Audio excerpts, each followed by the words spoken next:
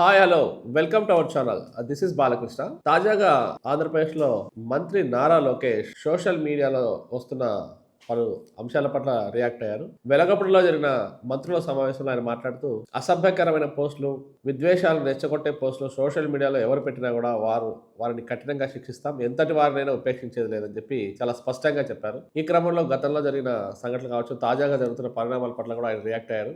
ఒక స్పష్టమైన ఆదేశాలు ఇచ్చినట్టుగా కూడా ఆయన చెప్పారు.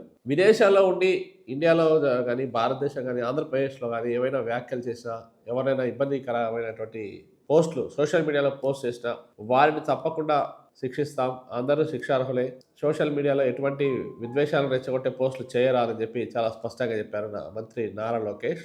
ఎందుకంటే ప్రతి చిన్న విషయం సోషల్ మీడియాలో ఇవాళ తీవ్ర రూపం దాలుస్తుంది. కొన్ని అభ్యంతరకరమైన వ్యాఖ్యలు, కొన్ని విద్వేషాలు రెచ్చగొట్టే వ్యాఖ్యలు చాలా మంది పోస్ట్ చేస్తున్నారు. వాళ్ళు ఏ ప్రాంతంలో ఉన్నా, భారతదేశంలో ఉన్నా, ఇతర దేశాల్లో ఉన్న వాళ్ళందరినీ కూడా పలు సెక్షన్ల కింద తప్పకుండా శిక్షిస్తామని చెప్పి ఒక హెచ్చరిక లాంటిది జారీ చేశారు నారా లోకేష్. కాబట్టి సోషల్ మీడియాలో ఎవరైనా పోస్ట్ చేస్తుంటే కాస్త ఒళ్ళు దగ్గర పెట్టుకొని పోస్ట్ చేయాలి. ఓకే.